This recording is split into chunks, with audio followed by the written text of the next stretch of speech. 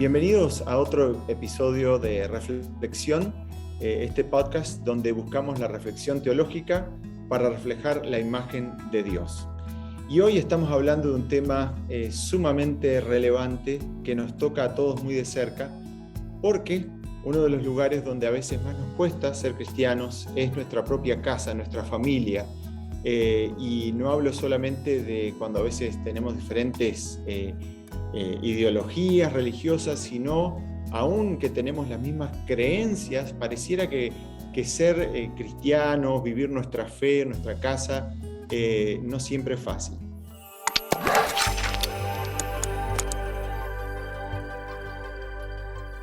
Y para hablar acerca de teología y familia y principios bíblico-teológicos para la familia, me acompaña un invitado especial, un invitado de honor, que es también un amigo, el doctor Henry Barrios. Henry, bienvenido. Un gustazo tenerte en este episodio.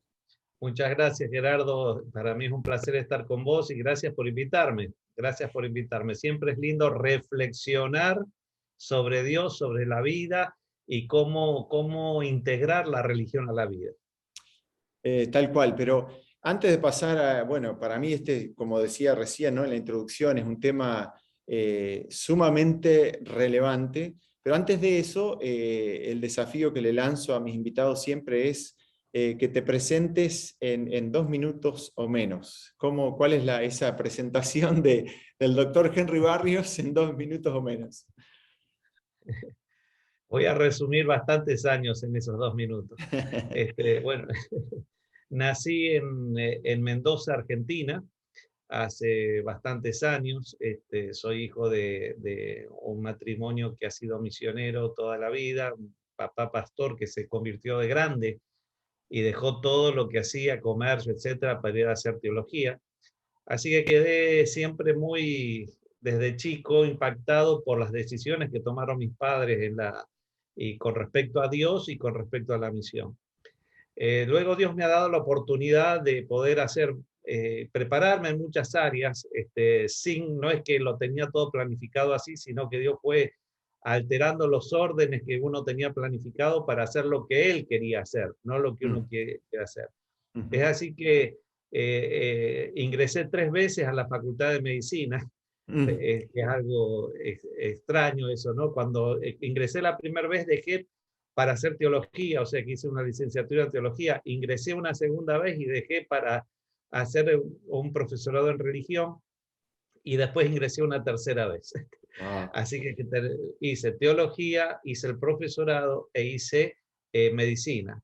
Luego iba a ser ginecólogo y obstetra y Dios cambió todos los derroteros de mi vida para terminar siendo endocrinólogo, pero me llevó a trabajar en un centro de vida sana que tiene mucho que ver con lo que vamos a hablar hoy, porque ahí me di cuenta que tenía que replantearme la medicina desde donde me la habían enseñado, que era a partir de la enfermedad, para poder satisfacer otras necesidades de los pacientes, y me di cuenta que la familia, la parte sexual, la parte especialmente el estrés era el factor de riesgo fundamental, y ese estrés estaba concentrado en la familia, en la vida íntima, etcétera, etcétera. Por lo tanto, tuve que hacer todo un replanteo filosófico y armar un cuadro justamente para poder encarar la medicina desde otro ángulo.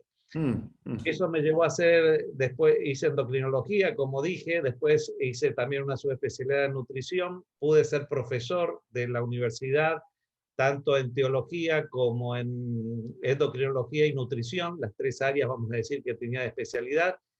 Y Dios nos envió a Estados Unidos a prepararnos en un área específica para volver allá.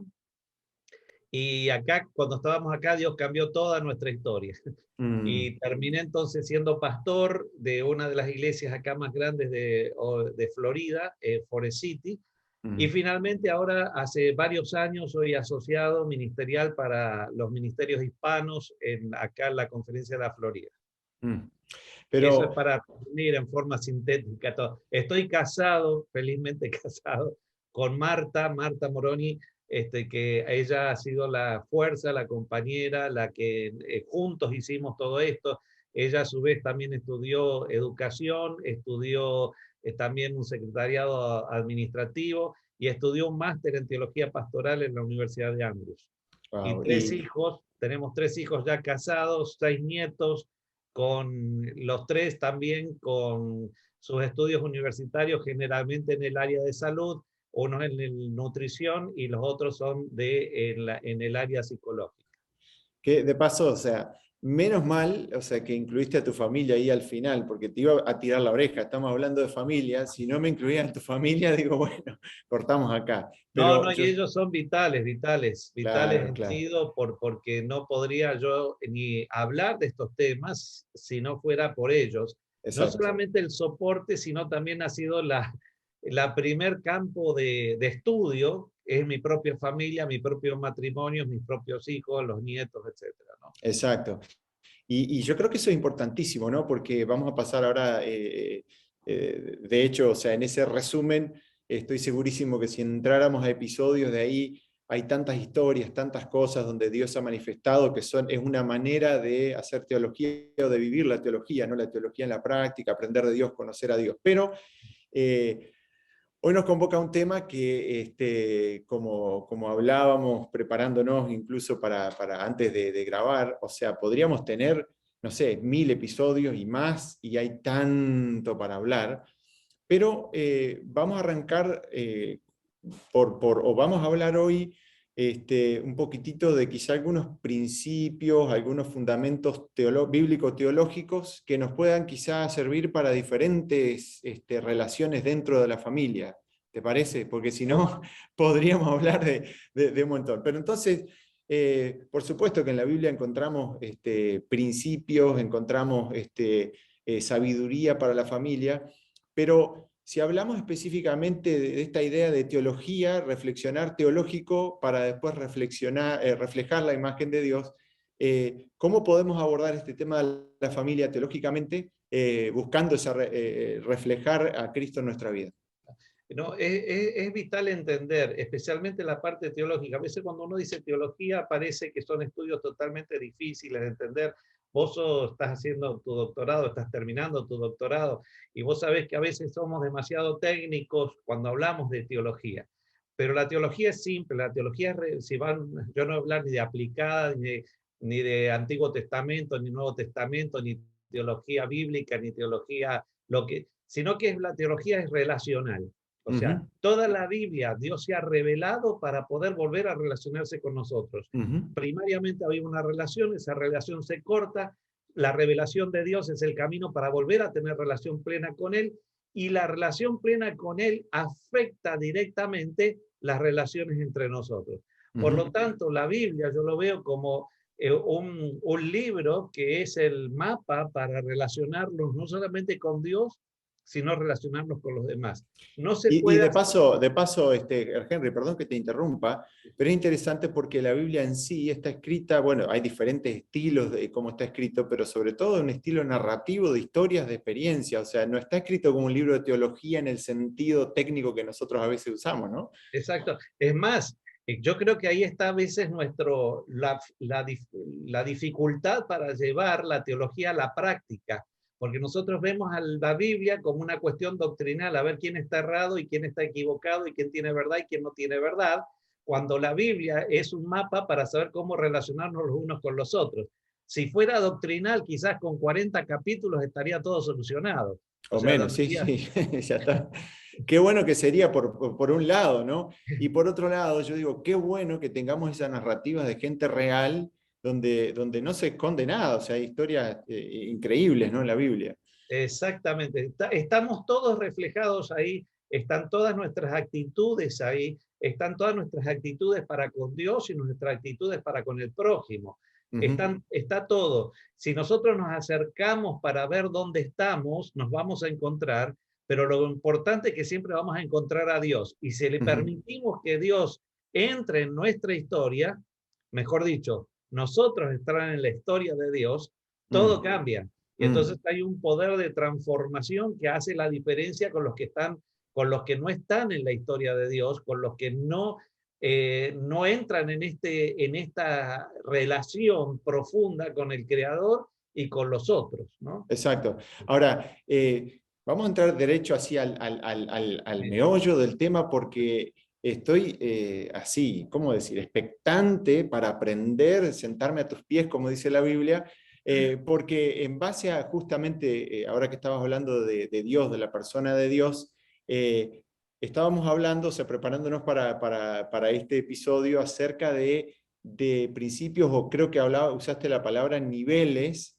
en relación a cómo Dios se relaciona con nosotros. Y eso me encanta, ¿no? Porque de repente sí está bueno, por supuesto, ver las experiencias del ser humano en la Biblia en relación con Dios, pero qué mejor que conocer al Dios de la Biblia para de Él, si estamos hablando justamente de reflejar su imagen en nuestra vida, ver cómo relacionarnos mejor.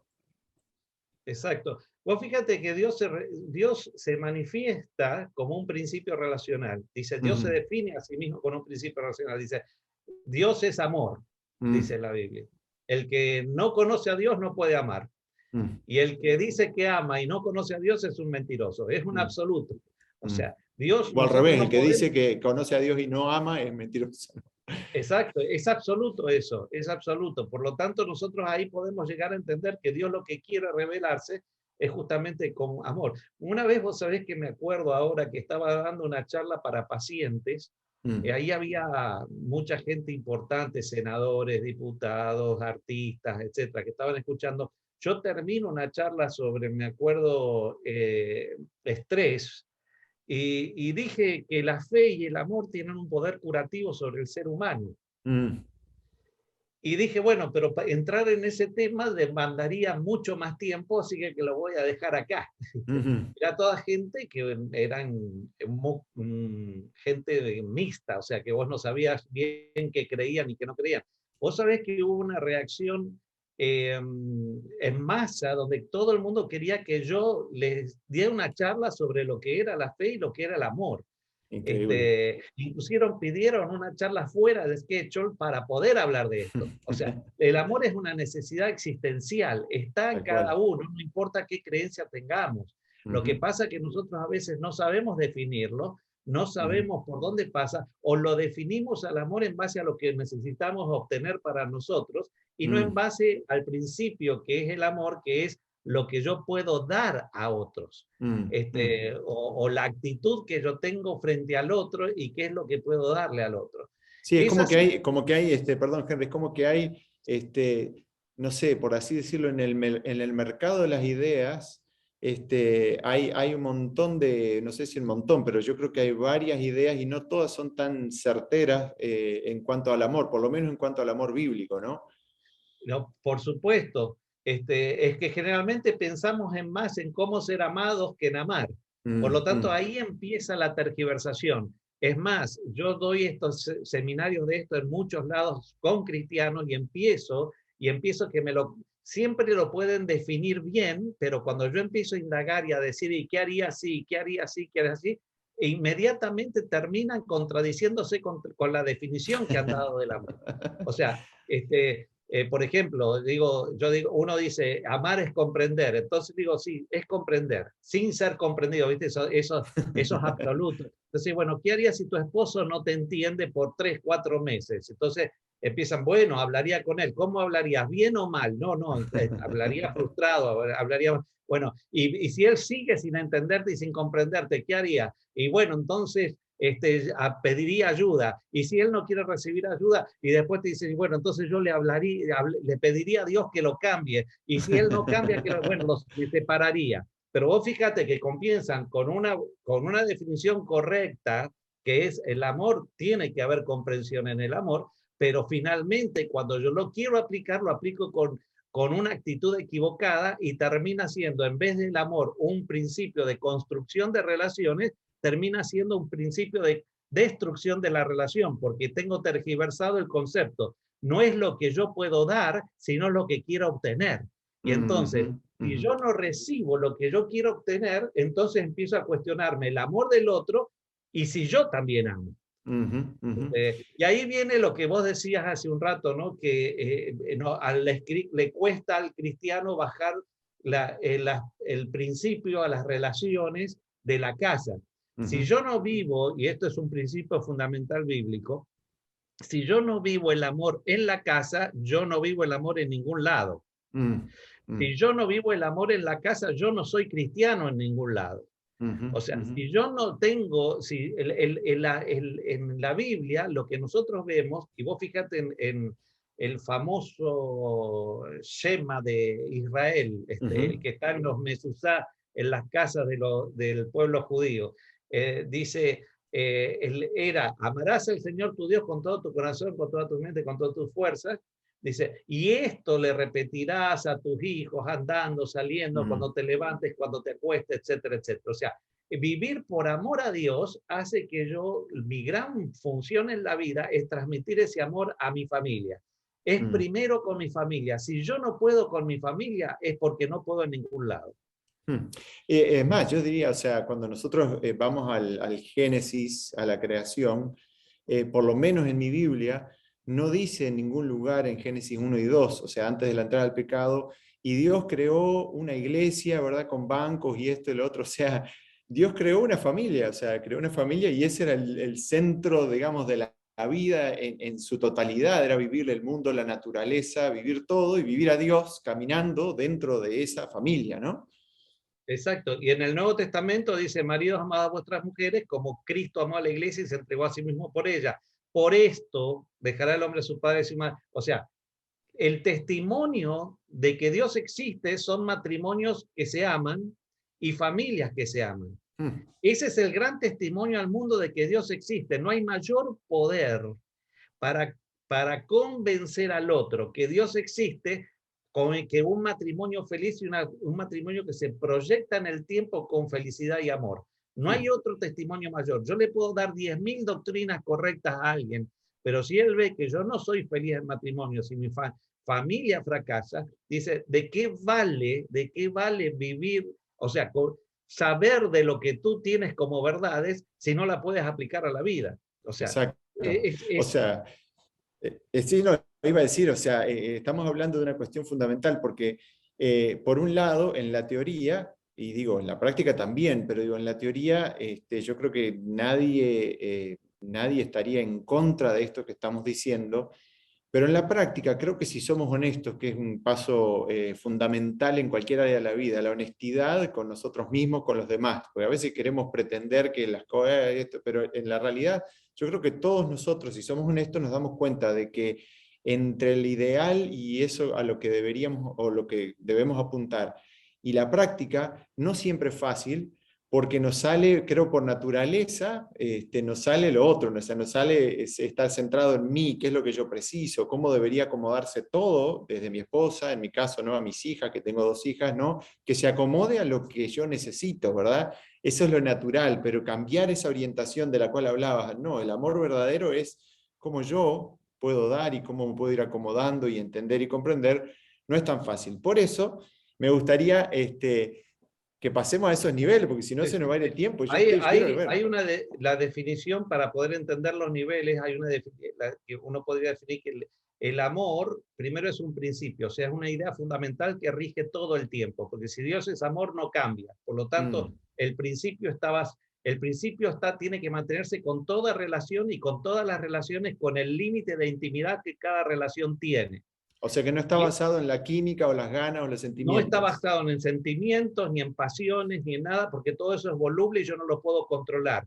Yo no puedo decidir cómo sentirme, pero sí puedo decidir qué hacer. Por eso el amor se demuestra con actos. No, Mm, por eso yo puedo amar inclusive al enemigo. Por eso mm, puedo amar al enemigo. Entonces, ese principio se manifiesta en una decisión voluntaria que tiene que ver con la voluntad de entrega hacia el otro para que el otro pueda ser feliz. ¿Qué es mm, ser feliz? Hay otra cuestión, pero lo mm, sintetizo rápidamente. Feliz es cuando yo tengo satisfacción de necesidades. Por lo mm, tanto, yo vivo para satisfacer las necesidades del otro. mm, Primariamente, las necesidades de Dios, porque primero amo a Dios, y entonces cuando yo amo a Dios, satisfago las necesidades del que prometí amar primero, que es mi esposa. ¿Ok? ujú, Yo tengo un compromiso moral frente a Dios de hacer feliz a mi esposa, o sea, satisfacer sus necesidades mentales, sociales, espirituales, sexuales, etcétera. ujú, Ahora, no es que mi esposa tiene las necesidades, son estáticas, son dinámicas. Por lo tanto, el amor no cambia, pero el amor te va cambiando porque tú también tienes que ir viendo cómo poder satisfacer esas necesidades. Cuando Jesús estuvo acá, puso ese ejemplo del buen samaritano, que justamente dijo, ¿quién fue el que amó? ¿Quién fue el que realmente entendió que es ser pueblo de Dios? Era el individuo que no tenía las doctrinas correctas, pero que pudo satisfacer las necesidades del otro, aunque sea su enemigo. O sea, ese es el principio. Ahora, cuando ese principio, cuando Dios nos amó de esa manera. Dios decidió entregarse voluntariamente para satisfacer nuestras necesidades. Y eso le implicó un sacrificio a Él, porque no hay amor sin sacrificio, no hay amor sin trabajo, no hay amor sin responsabilidad, no hay amor sin conocimiento de la necesidad del otro. Por eso dice, misericordia quiero y no sacrificio. Y conocimiento, o sea, relación íntima antes que holocausto. O sea, dice, antes que cualquier formalidad, yo quiero que entiendas lo que es misericordia, lo que es amor y lo que es conocer al otro en sus necesidades, tanto las mías como las del otro, ¿no? Entonces ahí vienen los 4 niveles. Buenísimo, y antes de los 4 niveles, porque me parece fundamental de lo que estamos hablando y lo que está mencionando Henry, que es, o sea, yo creo que a medida que avances con los 4 niveles, hay un asunto de fondo, ¿verdad?, que debe permear todos estos conceptos, y es que esto humanamente es imposible, que el Espíritu Santo es el que nos cambie, y porque, digo, por ahí me parece que es importante aclarar que no es que, eso está bueno, voy a forzarme a ver si ahora puedo realmente hacer para satisfacer y para hacer todo lo demás, porque tarde o temprano, así como la obra de la santificación, es decir, de ir creciendo y ser mejores personas, que amamos más, si por nosotros mismos, o sea, no llegamos lejos, ¿no? Ahora bien, nosotros tenemos que ver entonces el principio básico de la religión. El principio básico de la religión es poner a Dios en primer lugar y todas las cosas vienen por añadidura. Ahora, vos fíjate que cuando Dios les da el gran mandamiento que dice Jesús, dijo que eso depende todo, o sea, no podemos minimizar esto, porque Jesús dijo, esto depende todo, toda la ley, todos los profetas, todo. Cuando Dios le dice cuál es, por ejemplo, la labor fundamental del Padre para con el Hijo, no dice, ama a tu Hijo, dice, ámame a mí. Para amarlo a Él, tengo que haber tenido una revelación de Él primero y responder con fe y amor a Él, porque siempre la revelación viene primero de Dios. Dice la Biblia, no es que nosotros amamos, sino que Él nos amó primero. O sea, yo tengo que haber tenido una vislumbre de quién es Dios para poder entonces responder con amor, y entonces Dios me capacita para amar al otro. Vos fíjate que cuando Jesús vino acá dice, por esto conocerán que son mis discípulos. Y este fin de semana estuve en una iglesia que le pregunté que me terminen el versículo. Entonces todo el mundo terminó el versículo. Dije, por esto conocerán que son mis discípulos. Entonces todo el mundo dijo, si os amáis los unos a los otros. Pero omitieron, yo le digo, pero falta algo. Y omitían, y yo digo, ¿qué es lo que falta? Y nadie me lo sabía decir. Me dice, ¿qué es lo que faltaba? Como yo os he amado. Exacto. ¿Ok? Entonces, el problema nuestro es que sabemos que hay que amar, el problema tenemos que sabemos que nos tenemos, pero no sabemos cómo Dios ama. Ese es el problema, porque Dios no está en primer lugar. Por eso la incapacidad nuestra no es una cuestión después de yo querer, es decir, me voy a poner a amar. Entonces terminamos definiendo el amor como lo definen todos los demás, y terminamos definiendo las relaciones en base a lo que siento y a lo que me dan. Y entonces, y ahí se produce todo los conflictos de intereses, ¿no? Cristianos y no cristianos, y finalmente terminamos con los mismos fracasos de aquellos que no son cristianos.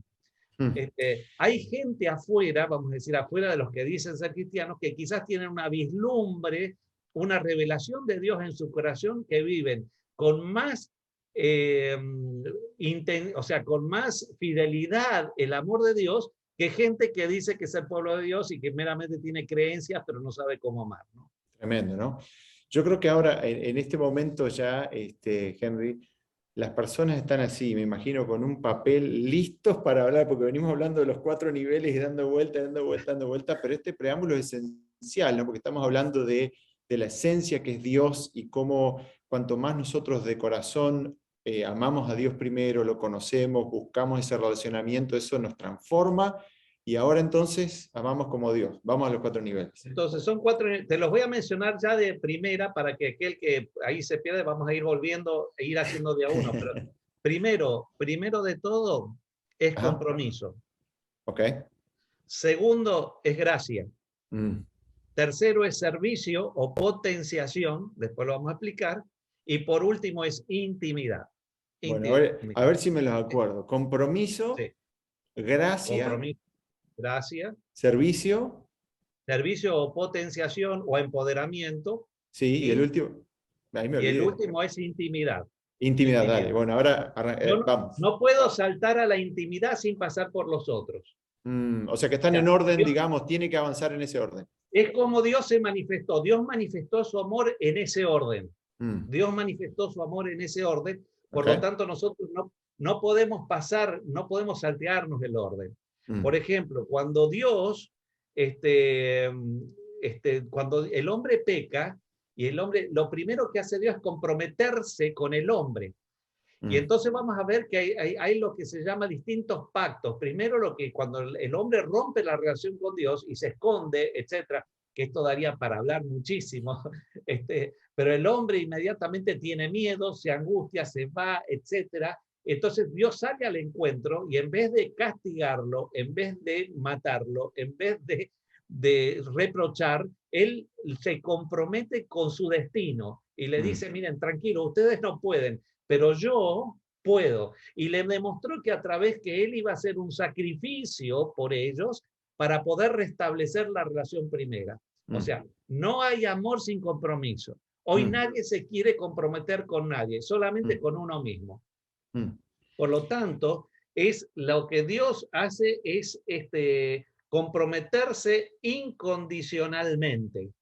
Incondicionalmente. Cuando Jesús vino, eso lo mostró. Dice, Dios hace salir el sol sobre buenos y malos. O sea, ese compromiso es incondicional. No es que él va a hacer todo para que tú puedas tener vida más allá de quién eres tú, más allá de lo que te pase, más allá. Cuando salvó al pueblo de Israel era aceptar la sangre, el sacrificio, y eso no tenía que ver con ellos, tenía que ver con Dios. No, cuando pasaba, por decir, el ángel, no era mirar hacia adentro de la casa, sino mirar afuera de la casa. Entonces, cuando yo me comprometo, yo tengo seguridad. Yo tengo seguridad. Cuando Dios se compromete, yo tengo seguridad que Dios no va a cambiar su compromiso. Hoy nadie quiere comprometerse, hasta lo más mínimo todo el mundo está especulando para ver cómo poder sacar partido sin poner energía suficiente para comprometerme con la relación. O sea, porque el compromiso es la energía que yo vuelco a la relación para que la relación subsista. Dios se comprometió hasta la muerte. O sea, Él estaba comprometido todo su ser para que nosotros seamos felices. Para que nosotros podamos amar como Dios ama, yo tengo que tener compromiso frente a Dios, donde yo estoy dispuesto a entregar toda mi vida a Dios. Si entonces Dios ahora me da compromiso frente al primer ser. No estoy pensando en mí, sino estoy pensando en mi esposa. No estoy pensando en mí, sino estoy pensando en mis hijos. Yo estoy comprometido. Entonces, cuando estoy comprometido, yo estoy dando seguridad en la relación frente a los otros. Porque generalmente, cuando nosotros no tenemos esto, tenemos amor que se llama ese amor condicional. Amor condicional. Yo te doy si vos me das. Si no me das, yo me retraigo. Entonces ya hay inseguridad en la relación y eso es egoísmo. O sea, porque el amor entonces ahora yo lo mido de acuerdo a lo que yo quiero obtener, no a lo que estoy dispuesto a dar.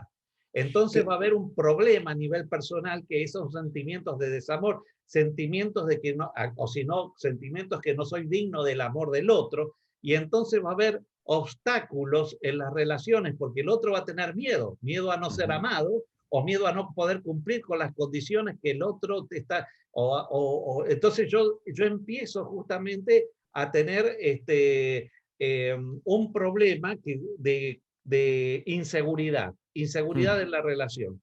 La relación depende de los sentimientos que genero o los sentimientos que me generan. Y entonces empezamos en un círculo vicioso donde hay justamente empieza a ver esas condiciones. Si yo te doy, si vos y esto, y empezamos todo, porque vos el otro día, el año pasado, hace 5 años atrás, ¿cómo me venías a pedir esto y lo otro? Entonces se vuelve muy difícil porque no hay paz en la relación. Cuando Dios se mostró su amor por primera vez, o sea, lo primero que hizo es decirle a las personas, tranquilos que yo me comprometo. Y me comprometo hasta la muerte.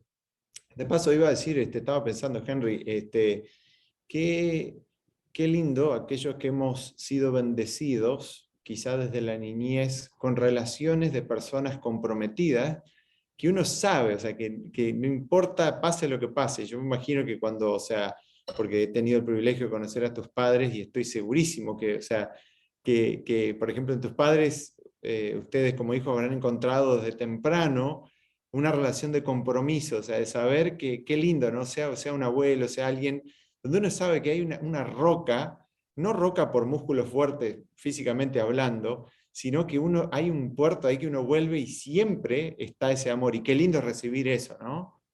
Y escuché, la energía mental que vos tenés es creativa. O sea, yo siempre digo, a veces cuando yo digo de qué hice y qué no hice, etcétera, dice, wow, ¿cómo pudieron hacer tanto eso? Yo no me fui dando cuenta, porque yo no estaba, mi mente no estaba concentrada en resolver conflictos internos o resolver conflictos de mi familia. Para mí, mis padres no se iban a separar nunca. O sea, Exacto. no lo veía como ni pensado en remotamente, aunque a veces lo pueda haber visto discutir, etcétera. Jamás se me dio por la mente que ellos se iban a separar. Por lo tanto, eso te da un punto de referencia estable para tu vida. Lo Wow. peor que puede haber para un hijo es el separación y divorcio de los padres. Yo siempre digo que vos fíjate que hay estudios que demuestran que cuando vos vivís la divorcio de tus padres, o sea, se rompe la relación con tus padres, tenés un estrés tan grande que disminuye tu capacidad para poder enfrentar la vida y te produce un factor de riesgo para enfermedad, que no es difícil de explicar ahora en términos médicos. Pero dice que el que vivió el divorcio de los padres tiende a divorciarse. Y hay estudios que demuestran que los que vivieron el divorcio de sus padres y vivieron su propio divorcio, tienen una expectativa de vida 8 años menos que aquel que nunca vivió un divorcio. Tremendo. Entonces, ¿y qué es el divorcio? Es falta de compromiso en la relación. Es falta, yo no quiero seguir con la relación, no quiero poner energías para salvar la relación, sino que me salgo, vienen los problemas, las dificultades, me salgo de la relación, me descomprometo y hay un descompromiso frente a los hijos. Los adultos pueden adquirir una nueva identidad de 1 a 3 años después de un divorcio, si el divorcio es normal y funcional, por decir es que podemos llamar normal y funcional. Hay algunos que pueden estar toda la vida sin poder, pero pueden adquirir una nueva identidad y pero para los niños está comprobado que probablemente nunca adquieran una nueva identidad. Siempre tengan una inseguridad latente porque vivieron una falta de compromiso de sus padres para con ellos, porque cuando los padres no están comprometidos entre ellos, los primeros perjudicados son los niños que no pueden entenderlo y esa inseguridad después la trasladan a todas sus relaciones. Por supuesto, vuelvo a repetir, hay poder en Dios y hay poder y de sanamiento y Dios tiene segundas y terceras oportunidades. Y quiero decirlo desde ya, mi papá fue divorciado en un primera y cuando mi papá conoció a Dios, ya casado con mi mamá, a Dios, etcétera, eso dio la fuerza para. Por eso uno puede superar en Dios las cosas, pero si no tiende a repetir los mismos errores. Antes de pasar al segundo, porque el tiempo se nos está yendo y quiero que cubramos los 4 niveles, yo creo que acá hay un mensaje de apelación, porque mientras hablabas, apelación y también de oración quizás, ¿no? De pedido a Dios, que Dios nos ayude a cada uno cada vez más a ser esa especie de roca firme de compromiso, y yo diría no solamente para nuestra familia, porque estoy convencido que también Dios nos puede utilizar muchas veces para ser esa roca de compromiso para personas que han sufrido, quizá, como decías, el divorcio de los padres, que no han sido bendecidos quizá en su círculo más íntimo, y ojalá, ¿no?, que como seguidores de Jesús podamos ser y ofrecer, que puede ser una tremenda bendición para otras personas, no solamente nuestra familia inmediata, sino ese lugar donde las personas aprenden, no, ahora a través de esta relación con esta persona, ahora veo lo que significa esa relación de amor basada en el compromiso, no solo en los sentimientos del momento, ¿no?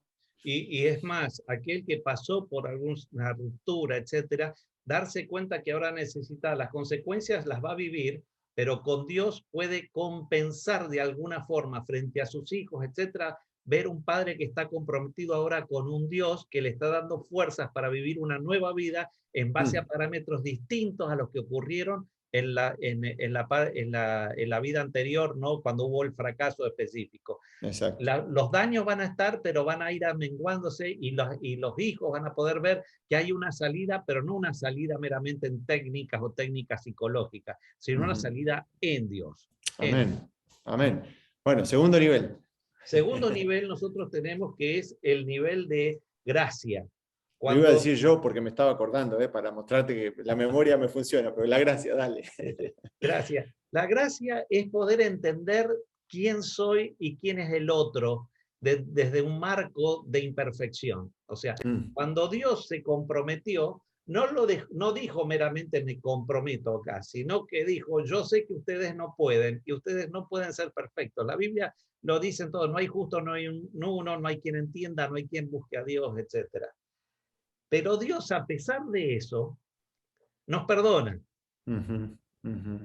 ¿Qué es el perdón? Porque es clave entender, o sea, cuando es una relación de gracia es saber que nosotros vamos a tener una relación donde vamos a perdonar y ser perdonados. Estoy comprometido en la relación. Por lo tanto, el que se compromete en la relación hace como Dios, perdona. Dios no tiene que ser perdonado, pero sabemos que nosotros, como perdonamos, vamos a ser perdonados también. Jesús lo dijo cuando muchas veces, si no perdonáis, no podrán recibir perdón. O sea, perdona nuestros pecados como nosotros perdonamos a nuestros deudores. Entonces, el perdón son relaciones de gracia. La gracia es justamente mostrar que nosotros no entendemos que el otro es imperfecto como yo soy imperfecto. Entonces, hay veces que nosotros podemos llegar a creer, a pensar que el otro, tengo que yo exigirle al otro, y a eso se llama relaciones de ley, de ley. O sea, mira, nos comprometimos a estar siempre juntos, pero para estar siempre juntos vos me tenés que preparar arroz y frijoles todos los días como me lo hacía mi mamá. Si no, se acaba el compromiso. Si cuando ella no los hace, y estoy poniendo un ejemplo tonto para que nadie se sienta, sí. Cuando ella no lo hace como lo hacía mi mamá, entonces yo me enfogono, me enojo, le grito, le reprocho, etcétera, etcétera, etcétera. ¿Qué es lo que ocurre ahí? Entonces, yo lo que hago es exigirle al otro que esté en un nivel de perfección que yo inclusive no estoy. Pero el otro siente entonces que me están exigiendo y se siente mal y puede reaccionar con un esfuerzo continuo y intenso de buscar una perfección que no existe. Entonces, se va a producir ahí lo que se llama el perfeccionismo, por un lado, el búsqueda de encuentro de faltas, miedo a cometer errores, expectativas desmedidas en el otro, miedo a no ser aceptado o ser criticado, y hay esfuerzo y culpabilidad. O sea, por un lado, si no hay compromiso, hay inseguridad. Y por el otro lado, si no hay gracia, va a haber siempre miedo. La relación va a estar basada en el miedo a equivocarme, el miedo a que reaccione, el miedo a esto. Y del otro lado puede haber un perfeccionismo, porque siempre va a haber uno que es más fuerte que el otro.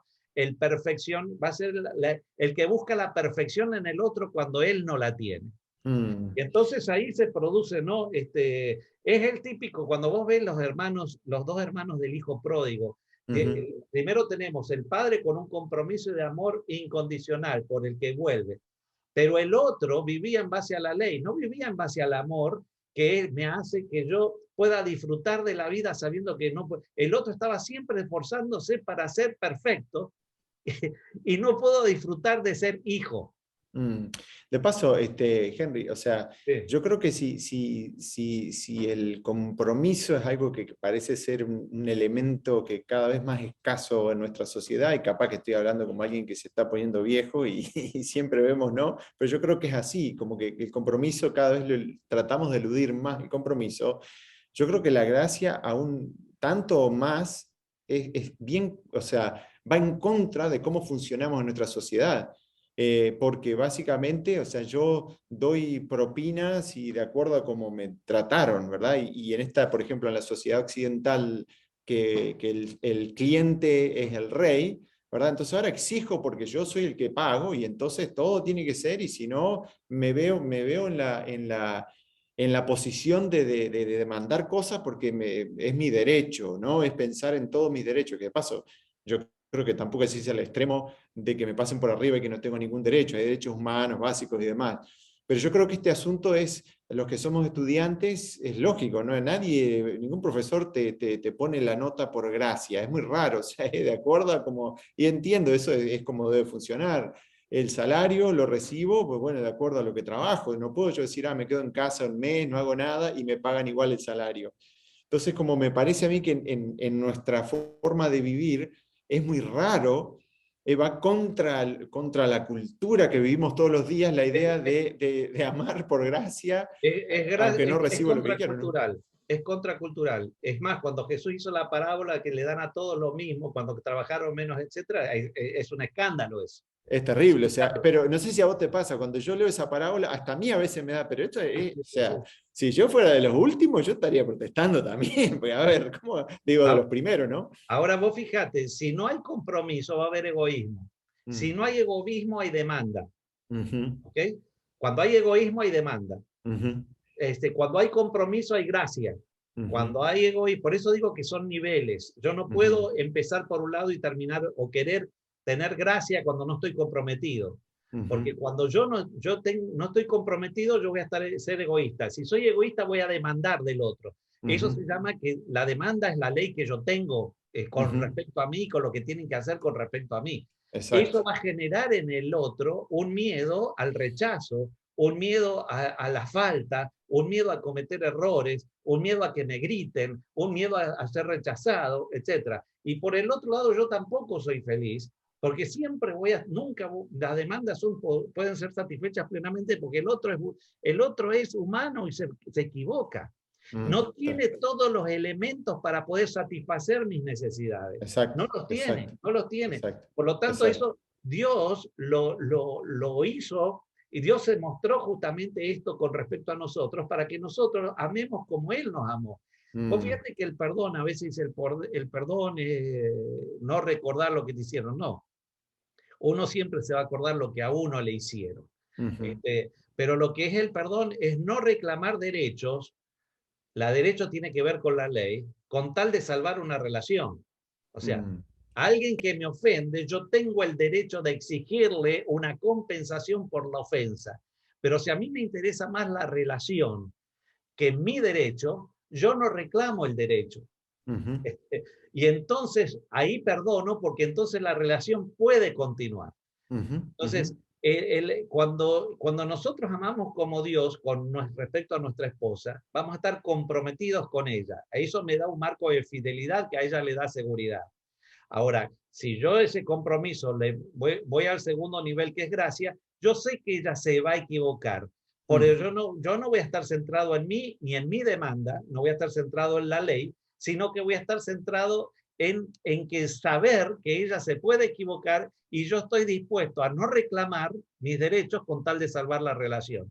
Y entonces eso le da a ella un marco de seguridad también personal que le ayuda a ella a saber en el momento que yo me equivoque, también perdonarme a mí. mm, ujú, Por eso ujú. Dios dice, cuando nosotros entendemos el amor de Dios, inmediatamente ese perdón lo extendemos al otro. Y Exacto, eso da un exacto. marco de felicidad. Nadie puede ser feliz si yo sé que estoy en una relación del otro, que en otro no está comprometido, que es infiel, o que yo no estoy comprometido, que soy infiel, donde todo el mundo está centrado en sí mismo, y no puedo ser feliz cuando todo el tiempo son demandas. Me demando yo y me demanda el otro, me demando yo y demanda el otro. Las iglesias legalistas por eso no son felices, porque están todo el día pidiendo un perfeccionismo que es imposible de alcanzar. Y entonces estamos siempre en púlpitos perfeccionistas que lo único que hacen es traer desazón, angustia, miedo. Me acuerdo cuando te decían, y si hoy pasara tu nombre en el juicio, ¿qué es lo que va a pasar? O sea, escúchame, eso te genera yo no quiero ese Dios. Exacto, No exacto. Ni quiero quiero ese esa Dios, no quiero relación una tampoco, relación ¿no? con alguien que está siempre queriéndome condenar. Y Jesús dijo, en ese versículo del amor, dijo que Él no vino a condenar. Nosotros nos condenamos solo cuando no aceptamos el amor. Por eso nosotros, cuando no aceptamos el compromiso de Dios, no nos podemos beneficiar de los beneficios del pacto, por así decirlo, ¿no? O sea, el pacto es incondicional, pero los beneficios son condicionales. Y acá también exactamente lo mismo. Ese sería el segundo nivel. El segundo nivel, y que otra vez, cada uno de estos podríamos hacer más de un episodio. Pero vamos al tercero. ¿Cuál es el tercero? El Era tercero servicio, me es acuerdo que de este. Dios se compromete, Dios te perdona, pero no te deja ahí. No te deja ahí. Él te potencia, Él te potencia. Él bajó para que nosotros subiéramos. O sea, no se queda meramente, mira, está bien, yo me comprometí y te perdoné. ¿Y ahora qué pasa? No, Él es superior a nosotros, tiene poder. Pero el poder lo usa para potenciarme a mí, no para quitarme poder a mí. Nosotros generalmente, en las relaciones que nosotros tenemos, generalmente son relaciones de poder, y son relaciones de manipulación. O sea, el individuo que tiene poder no usa ese poder para que el otro crezca, sino que usa el poder para sacarle algo al otro. No utilizamos las posiciones, ya sean posiciones de género, posiciones de dinero, posiciones de carácter, de fuerza, de información, de posición, para que el otro pueda esté en función de mí y yo poder hacer del otro lo que yo quiero que el otro sea. ¿Okay? Ahora, en la Biblia es todo lo contrario. Dios baja, dice, haya también en vosotros este mismo sentir que igual Cristo Jesús, que no siendo igual a Dios, se anodó y fue, etcétera, etcétera. Todo el versículo ese que lo conocemos de memoria, todo ¿para qué? Para que nosotros tengamos la capacidad de subir, tengamos la capacidad de ser llamados hijos de Dios, de vivir como hijos de Dios, de tener un nuevo nacimiento, de tener poder, y no solamente eso, sino que hasta nos da dones.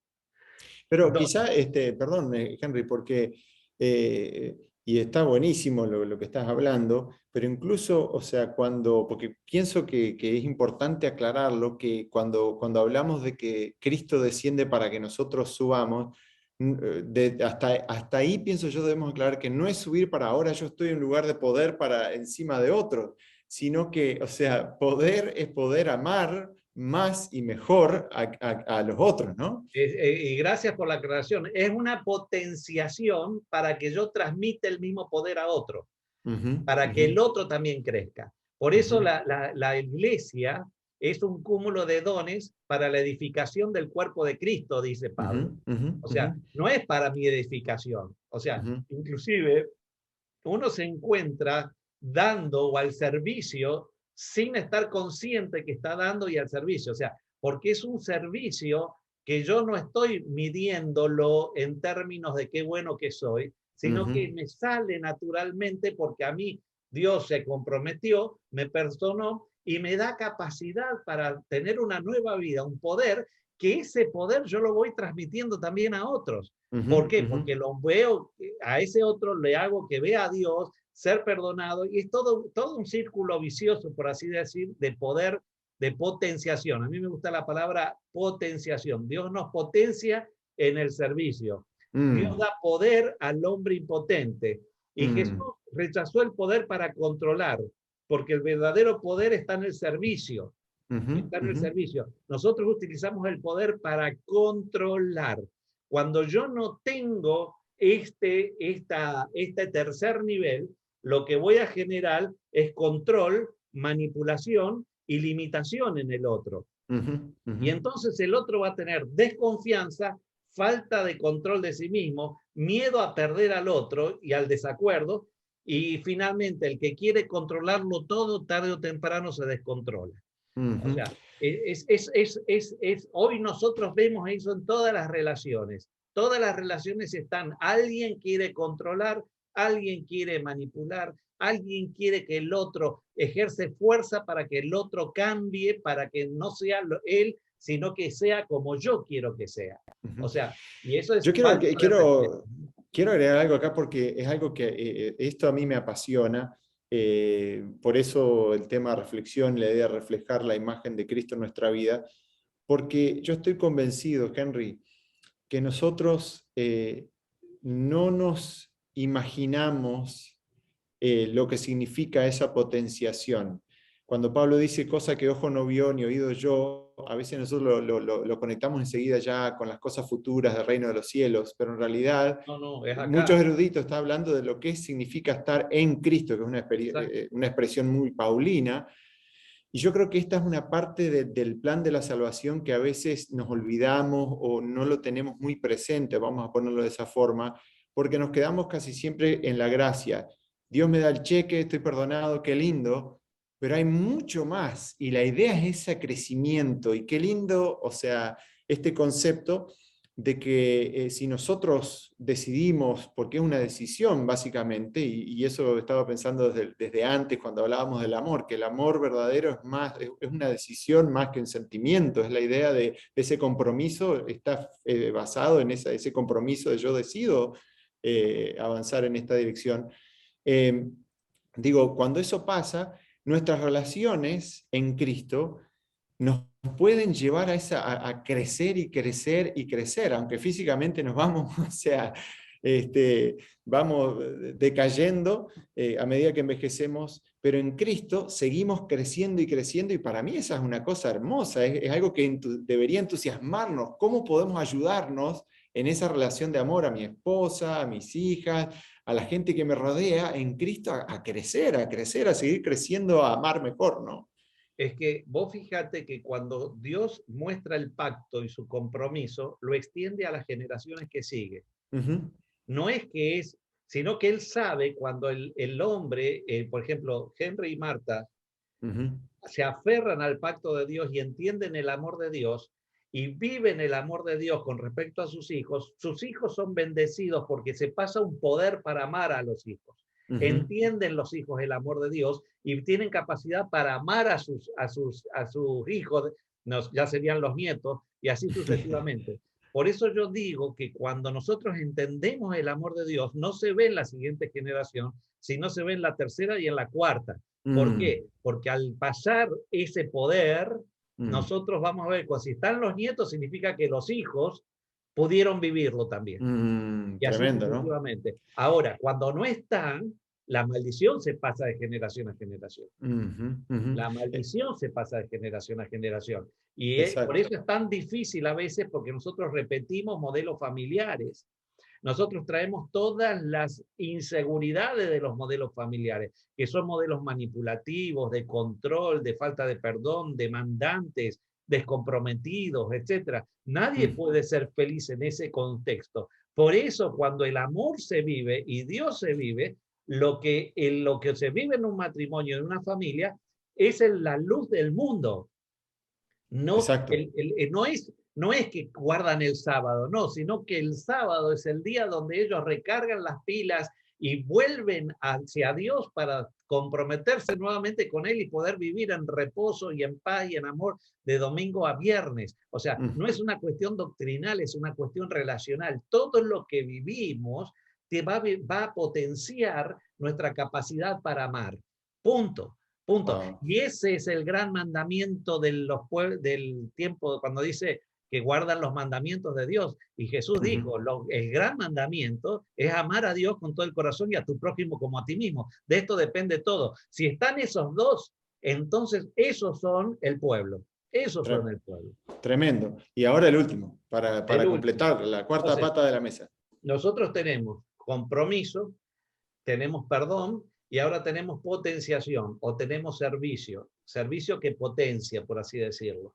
Y entonces cuando fíjate, primero acá yo voy a tener seguridad en la relación y fidelidad.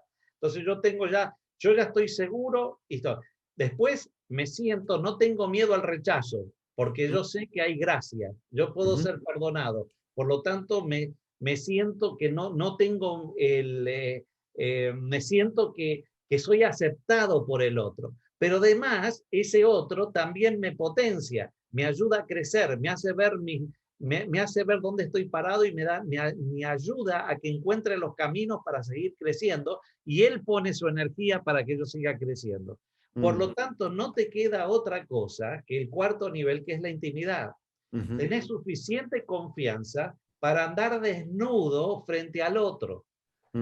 O sea, cuando nosotros tenemos que volver al Edén, y estoy hablando en términos simbólicos y hasta, podríamos decirlo, hasta físicos, pero ¿qué es lo que hace que alguien esté en una entrega completa? La completa desnudez.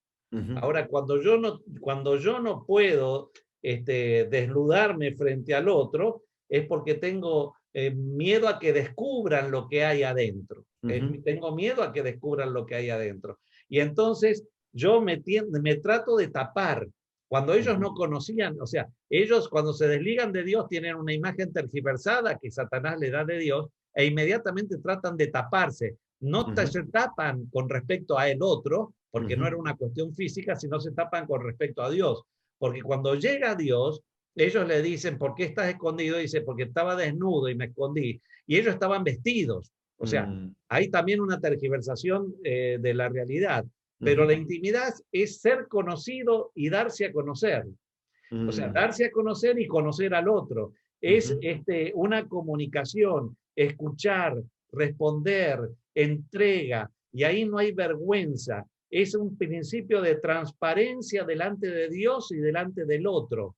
Es un principio de confianza que hace que, por ejemplo, la sexualidad entre esposo y esposa sea cada vez más creciente, porque no hay reparos, no hay miedo, no hay miedo a la luz, no hay miedo a esto, no hay miedo a que me vean, no hay miedo a que si tengo estrías, si tengo esto, lo otro, no. ¿Por qué? Porque yo sé que el otro me acepta, está comprometido conmigo, me acepta tal cual es, no me va a querer manipular, entonces hay un principio de entrega constante. Es lo que Dios quiere de nosotros con Él.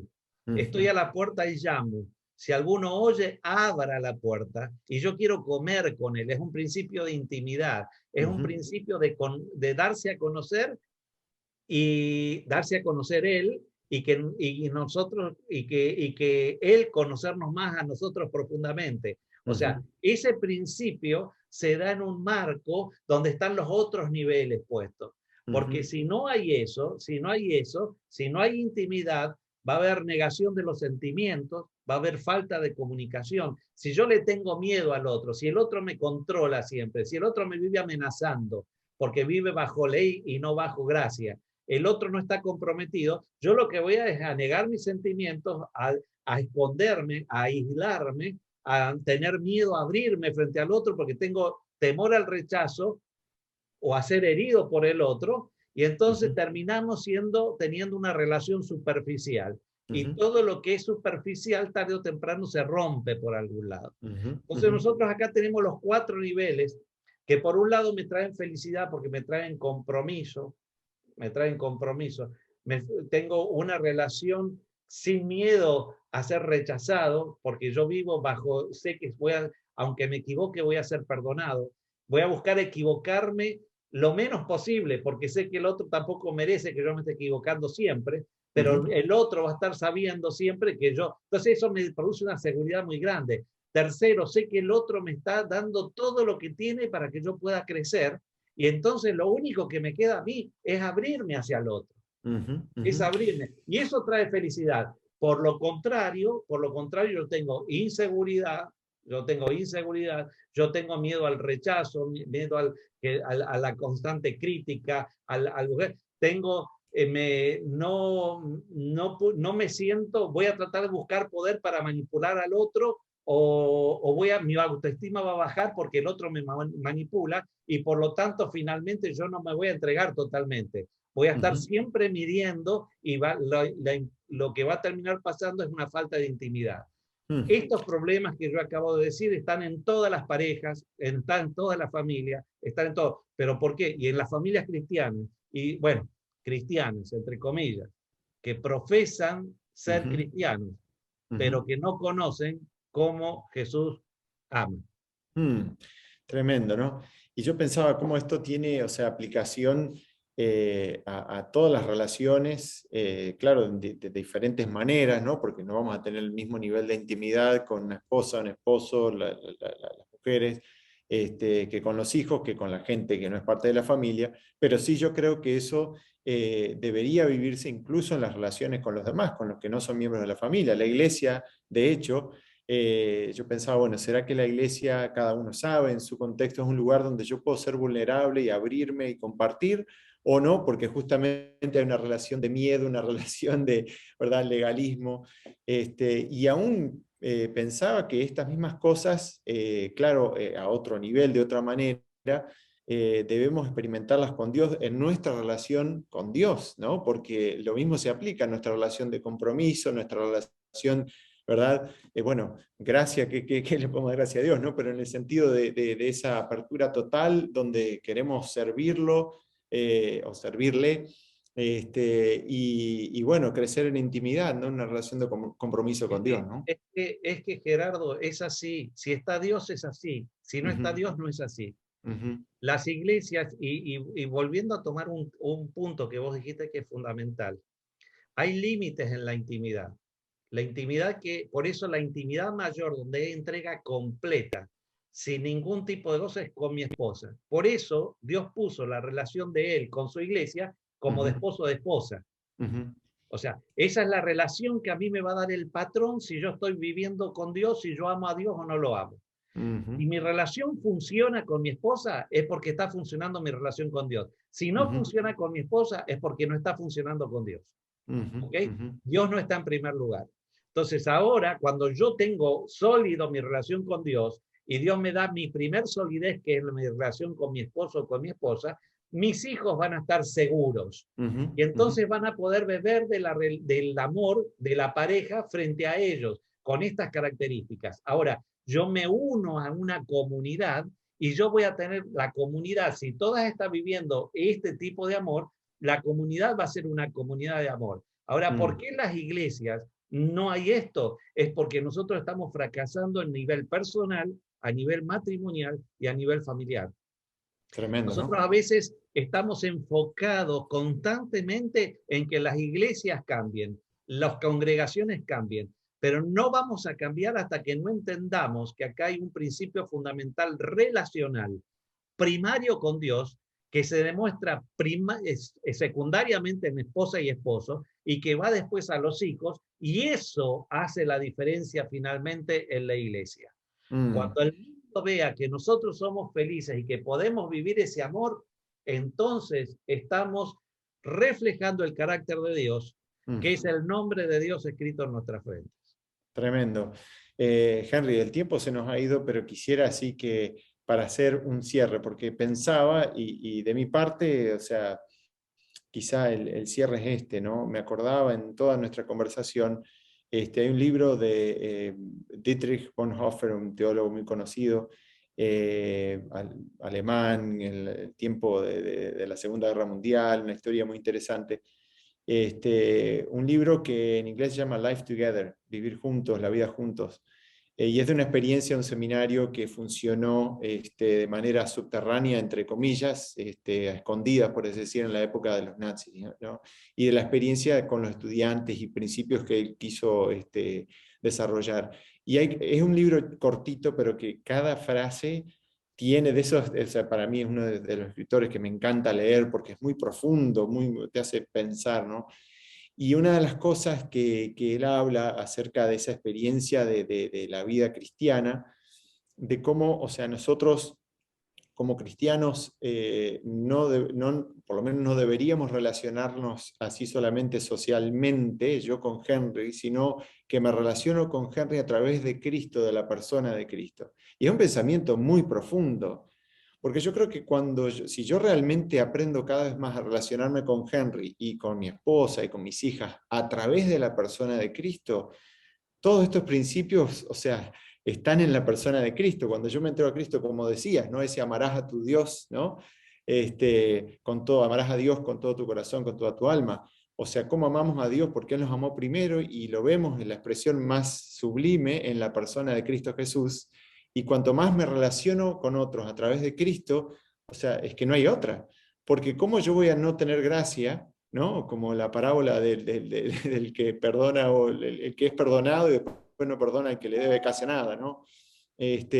Cuando yo en Cristo me doy cuenta, o sea, que he sido perdonado y he recibido la gracia para ser salvo, ¿cómo no voy a extender gracia a la otra persona, ¿no? Entonces, de mi parte, creo que cuanto más caminemos con Cristo y conozcamos al verdadero Jesús de la Biblia, bueno, estos principios, por la gracia de Dios, se van a ir viviendo. Pero un pensamiento del doctor Henry Barrios para cerrar. Lo que decís es totalmente lo cierto, y es cuando nosotros a veces nos acercamos a Dios por egoísmo, es para sacarle a Dios cosas, pero no por lo que Dios es, que es.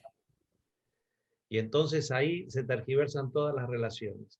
Yo lo único que quiero decirle a todos aquellos que nos están escuchando es que el amor tapa un montón de errores de nuestras vidas. En el amor, que es Dios, nosotros tenemos salida para cualquier cosa que nosotros hayamos vivido mal anteriormente, porque cualquiera puede pensar, ni mis padres vivieron así, ni yo vivo así, y mis hijos, mi matrimonio fue un desastre, ya me divorcié, etcétera, etcétera. Pero la Biblia también dice que nosotros podemos ser nuevas criaturas. Nuevas criaturas. Si nosotros invertimos de nuevo nuestra escala de valores y focalizamos quién es Dios, cómo Dios nos ama, y entonces tengamos una respuesta de fe y amor a ese Dios. Y ese Dios nos va a dar poder para superar todo lo que antes no pudimos hacer. Eso es gracia, es misericordia. Yo le pido a todos aquellos que no se sientan abatidos, porque Dios tiene promesas, Dios tiene el poder, en Dios está la fuerza. Y aunque tengamos 70, 80 años, digamos, no, bueno, es lindo vivir, aunque sea nuestros últimos años de la vida, en paz, con Dios y con los demás. Porque yo siempre digo, cuando entras en esto, te podrías haber equivocado toda la vida, pero sabes que no vas a poder volver a vivir la vida, pero sí puedes pedir perdón. Y cuando el otro entiende que uno está pidiendo perdón, ahí se da cuenta la magnitud del cambio que Dios está pidiendo en nosotros.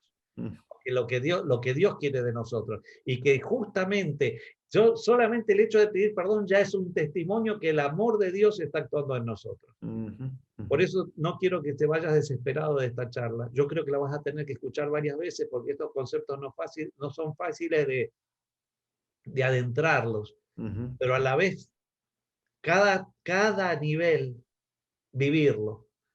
Empieza por comprometerte, nada más que con eso. Y ya vas a ver que inmediatamente vas a ir viviendo la gracia, vas a ir viviendo tu propia potenciación en Dios y vas a ir vivir un nivel de intimidad con Dios cada vez más grande que te va a ayudar en todas las otras relaciones que tengas.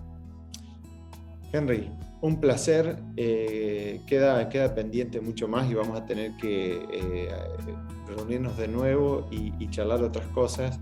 Pero de corazón muchas gracias por este diálogo teológico centrado en la persona de Dios, que sin duda nos ayuda. Me siento ministrado, me siento desafiado también por esta conversación.